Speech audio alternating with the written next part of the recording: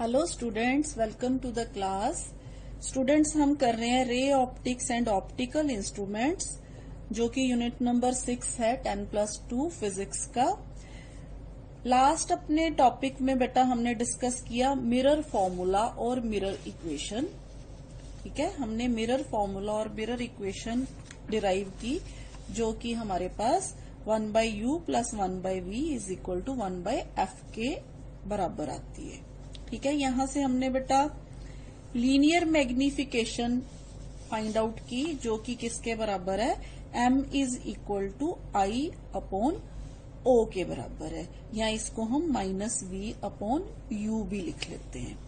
तो बेटा ये तो था हमारे पास वो वाला केस जब हमने जो इमेज है वो हमारी रियल बन रही है। ठीक है, रियल का मतलब ये है बेटा, यहाँ पे हमने एक स्क्रीन रखी है जिसपे इमेज फॉर्मेशन हो रही है। ऑब्जेक्ट जो है, ऑब्जेक्ट की रेज जो है मिरर से टकरा के बैक आके, तो यहाँ पे हमारे पास एक पर्दा या स्क्रीन है जिसपे हम क्या ले रहे हैं, ऑब्जेक्ट की इमेज ले रहे हैं। अच्छा बेटा, अगर मान लीजिए हमारे पास ऑब्जेक्ट रियल ना हो के वर्चुअल हो, जैसे इस केस में वर्चुअल में क्या कब होता है बेटा, जब हम ऑब्जेक्ट को पोल और फोकस के बीच में रख देते हैं। ठीक है, पोल के पास रखते हैं जब हम ऑब्जेक्ट को, तो जो इसकी इमेज होती है वो बिहाइंड द स्क्रीन बनती है। ठीक है, उस केस में भी बेटा ये जो मिरर फॉर्मूला है ये वैलिड है, यानी कि हमारा जो मिरर फॉर्मूला होगा वो सेम ही होगा, 1/u + 1/v = 1/f। जी बेटा, अब हम इस इक्वेशन या इस फॉर्मूले को, ये मिरर फॉर्मूला, इसको मिरर इक्वेशन भी बोल देते हैं बेटा। ठीक है, इसको हम अप्लाई करके देखते हैं। हमारे पास एक न्यूमेरिकल है, a concave mirror has a focal length of 20 centimetre and an object is placed at a distance of 16 centimetre from it. Find the position and nature of the image formed by it. सबसे पहले हमारे पास कौन सा mirror है, concave mirror है बेटा। तो concave mirror के लिए हमारे पास हेयर f = -20 सेंटीमीटर, क्योंकि कनकेव मिरर में फोकल लेंथ जो होती है इंसिडेंट रे के उलट डायरेक्शन में होती है। ठीक है, ऑपोजिट डायरेक्शन में होती है। ये हमने कनकेव मिरर का केस है, इसमें हमने फोकल लेंथ जो है वो माइनस में ली है। ठीक है, तो इसी तरह से बेटा हमारे पास यहाँ पे क्या दिया हुआ है, उसने ऑब्जेक्ट जो दिया हुआ है 16 सेंटीमीटर पे दिया है, यानी कि u हमें जो दिया हुआ है -16 सेंटीमीटर हो गया, क्योंकि ऑब्जेक्ट जो है वो भी इस साइड पे, लेफ्ट साइड पे पड़ा हुआ है मिरर के। तो हमारे पास बेटा अब फॉर्मूला है 1/u + 1/v = 1/f। इस फॉर्मूले से हमने v कैलकुलेट करना है, तो v कैलकुलेट करेंगे, v आ गया uf / u - f। तो वैल्यूज पुट कर दें हम अब अपने, इसमें -16 × -20 डिवाइडेड बाय -16 -20। तो इसको सॉल्व करके बेटा हमारे पास आ गया +80 सेंटीमीटर। ठीक है, अच्छा बेटा, अब +80 सेंटीमीटर का क्या मतलब है कि इमेज जो है वो बिहाइंड द मिरर बन रही है, यानी कि पॉजिटिव है। तो इसका मतलब क्या हुआ कि इमेज जो है वो वर्चुअल है, एज v इज पॉजिटिव। तो इसका मतलब क्या है, इमेज जो है वो वर्चुअल है, इमेज इज वर्चुअल। ठीक है, एंड इरेक्ट, सीधी है, जिस तरह से हमने ऑब्जेक्ट इधर रखा है इमेज इस तरफ बन रही है। ठीक है, और एंड बिहाइंड द मिरर।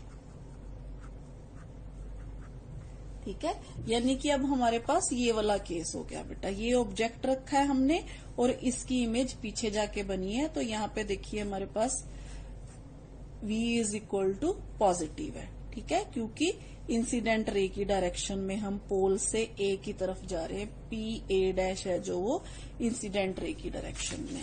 ये तो हो गया बेटा हमारे पास कनकेव मिरर। अब मान लीजिए मैंने ये सब कुछ वही है, पर यहाँ कनकेव की जगह कन्वेक्स मिरर रख दिया, ठीक है। तो फिर फॉर कन्वेक्स मिरर क्या हो जाएगा, फॉर कन्वेक्स मिरर, अब कन्वेक्स में बेटा फोकल लेंथ जो है वो पॉजिटिव हो जाती है, ठीक है। हमारे पास एफ जो हो जाएगा +20 सेंटीमीटर हो जाएगा, बट यू जो होता है वो हमेशा माइनस में ही रहेगा, ठीक है, -16 सेंटीमीटर। तो अब हमारे पास फॉर्मूला फिर वही है, यहां से V = same UF by U minus F। तो इसमें हम वैल्यूज पुट कर देंगे, -16 × 20 बाय -16 - 20। तो ये आ गया बेटा हमारे पास +8.9 सेंटीमीटर।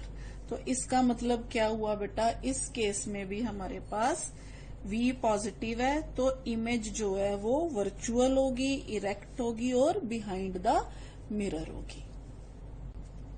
जी बेटा, अब हम मैग्निफिकेशन जो हमने अपने लास्ट लेक्चर में किया था, M = -V/U I/O, इसको अब हम U एंड F की टर्म में और V और F की टर्म में जो है कैलकुलेट करेंगे फॉर सिंप्लिसिटी, ठीक है। तो बेटा इसमें हमारे पास वी हैव मिरर फॉर्मूला, ये जो है बेटा आपके पास जब न्यूमेरिकल्स आते हैं तो उसमें बहुत काम आते हैं ये वाले, जो ये वाला फॉर्मूला हम डिराइव करेंगे, ठीक है। तो ये आ गया बेटा हमारे पास मिरर फॉर्मूला जो हमारे पास है 1/V = 1/F। तो अब हमने क्या करना है, मल्टीप्लाई बोथ साइड्स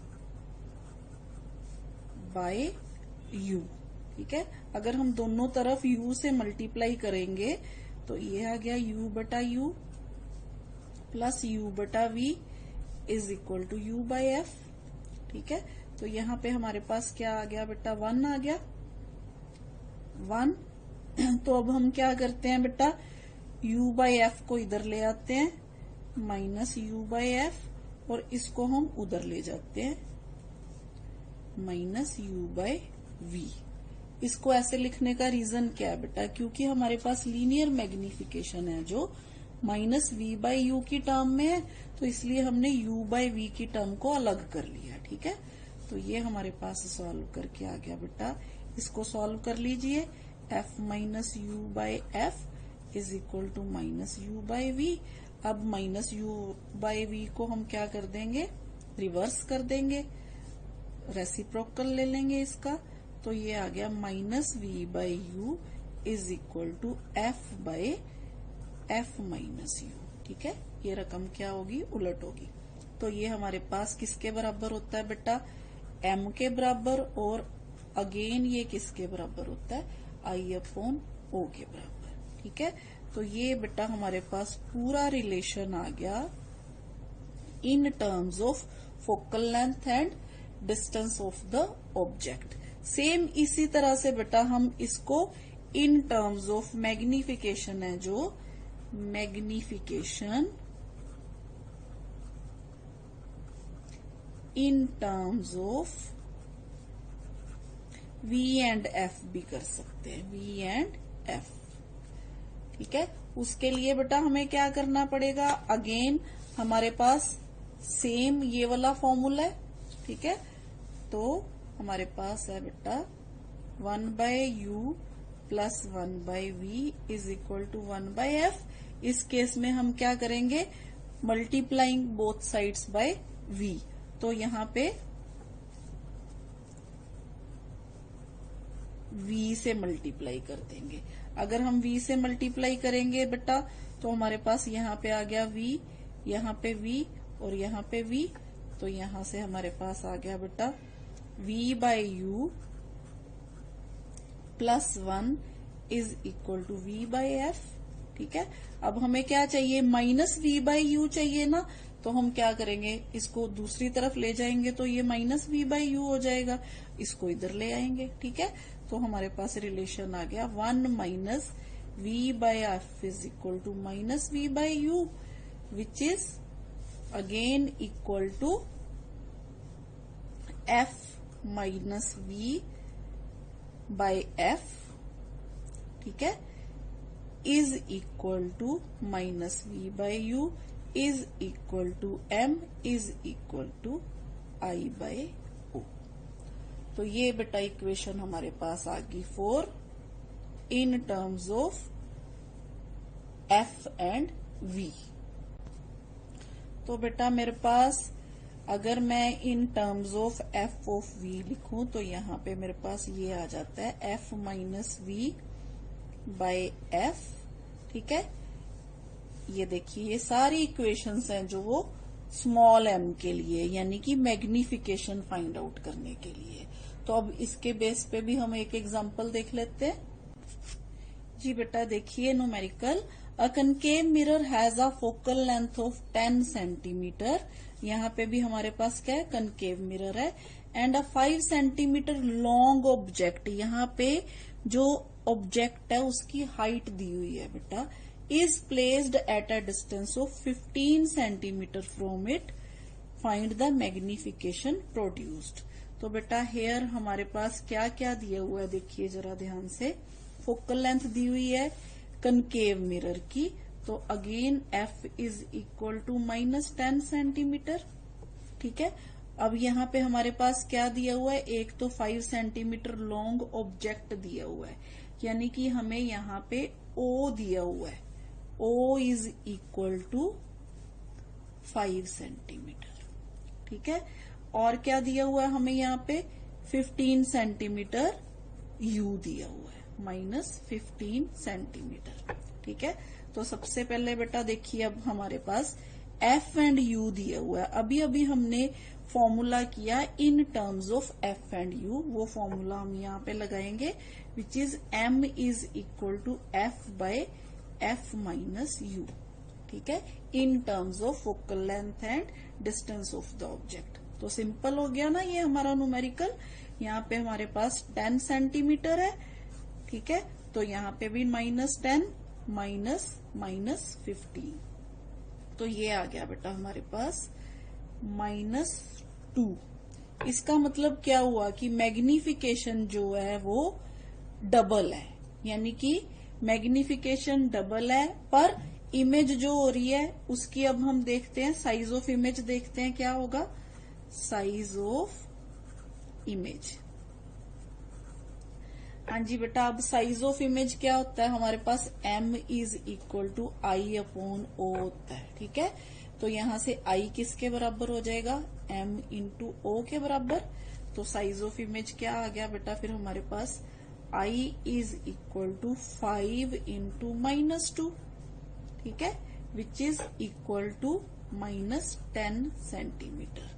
तो देखिए बेटा 5 सेंटीमीटर लॉन्ग ऑब्जेक्ट रखा था, उसकी इमेज है जो वो 10 सेंटीमीटर लॉन्ग हुई। ठीक है, तो हो गई ना डबल। तो यहाँ से हमें ये पता चल गया कि मैग्नीफाई होके इमेज जो है वो कितनी मैग्नीफाई हुई, डबल हुई, मतलब ऑब्जेक्ट से डबल हो गई।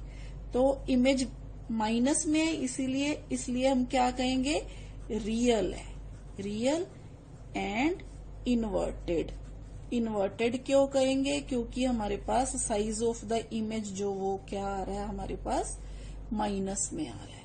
ठीक है, रियल एंड इन्वर्टेड। इसी तरह से बेटा हम ये वाला न्यूमेरिकल, ये फॉर कनकेव मिरर है, तो हम इसको फॉर कन्वेक्स मिरर भी कर सकते हैं। ठीक है, तो वो भी करके देख लेते हैं। फॉर कन्वेक्स मिरर, हाँ जी, फॉर कन्वेक्स मिरर में हमारे पास क्या होगा, f is equal to +10 centimetre हो जाएगा, बाकी u तो वैसे ही रहना है -15 सेंटीमीटर। तो अब देख लेते हैं m कितना आता है हमारे पास, f by f minus u। यहाँ पे हमारे पास आ गया 10 by 10 minus 15 which is equal to 0.4 plus में।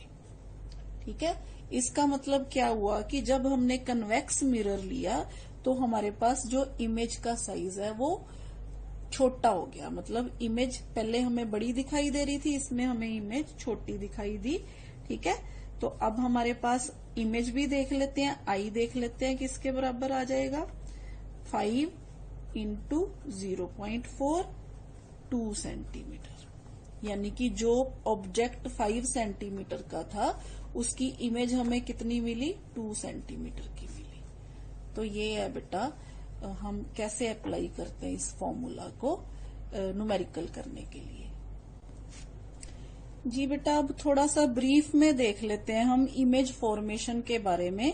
अभी हमने 2 केसेस किए। एक केस हमने ये किया बेटा, इसमें हमने बियॉन्ड सी ऑब्जेक्ट रखा और हमें इमेज मिली सी एंड एफ के बीच में। ठीक है, तो इसी तरह से बेटा जब हम ऑब्जेक्ट की पोजीशन चेंज करते रहते हैं तो हमें इमेज भी उसी हिसाब से मिलती है।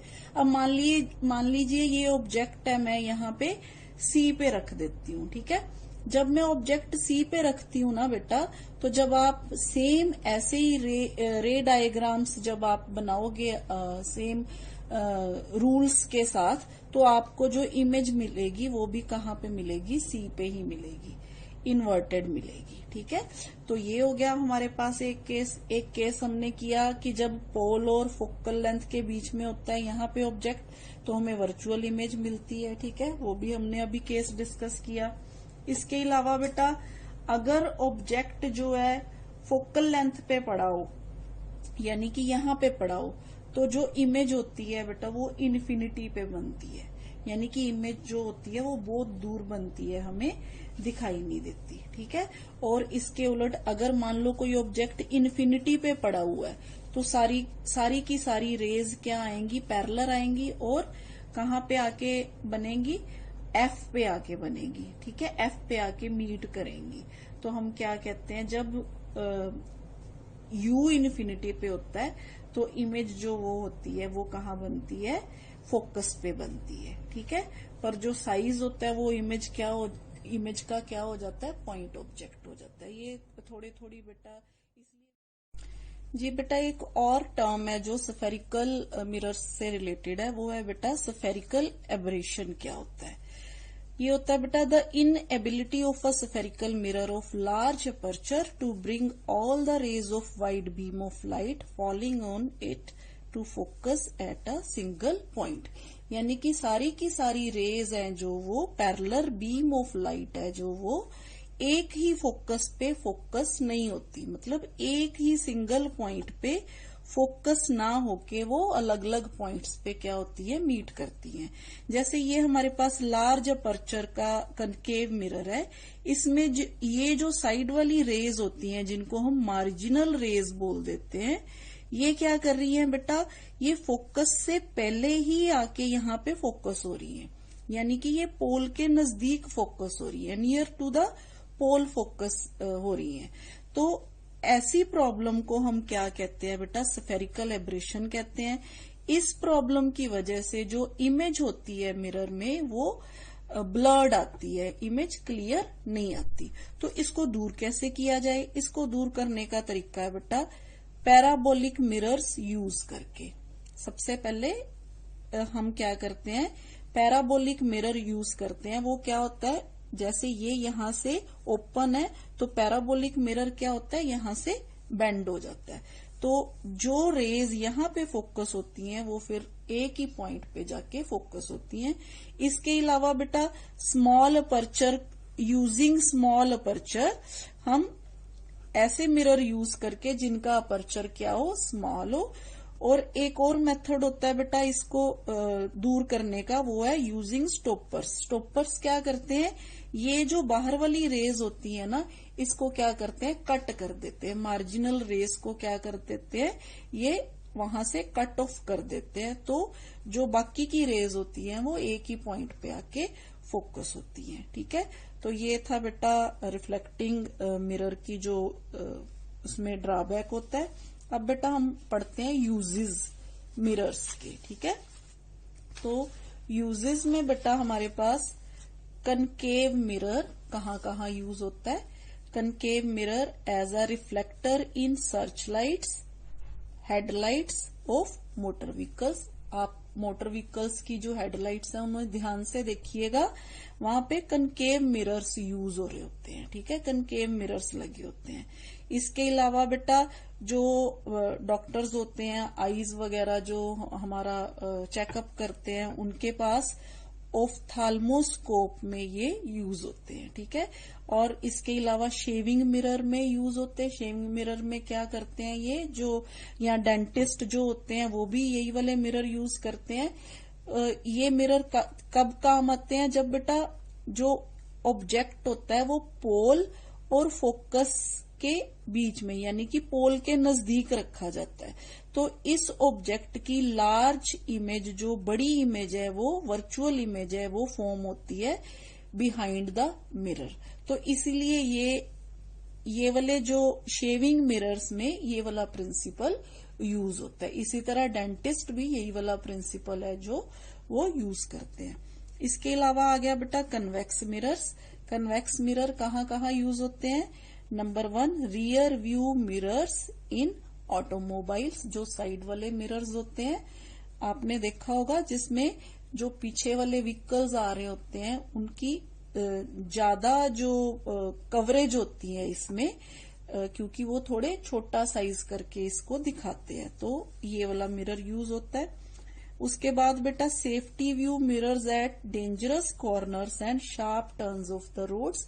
कई जगह पे आपने देखा होगा कि गोल गोल मिरर्स लगे होते हैं वहां पे, जहां पे एकदम से शार्प टर्न होता है, तो वहां पे ये वाले मिरर लगाए जाते हैं ताकि जो व्हीकल्स दूसरी तरफ से आ रहे होते हैं वो दिखाई दे जाएं वो मिरर में। ठीक है, इसके अलावा बेटा आ गया पैराबोलिक मिरर। पैराबोलिक मिरर कहाँ पे यूज होते हैं, डिश एंटीना में यूज होते हैं। ये डिश एंटीना में क्यों यूज होते हैं, क्योंकि डिश एंटीना में to collect and bring to focus microwave signals from satellites.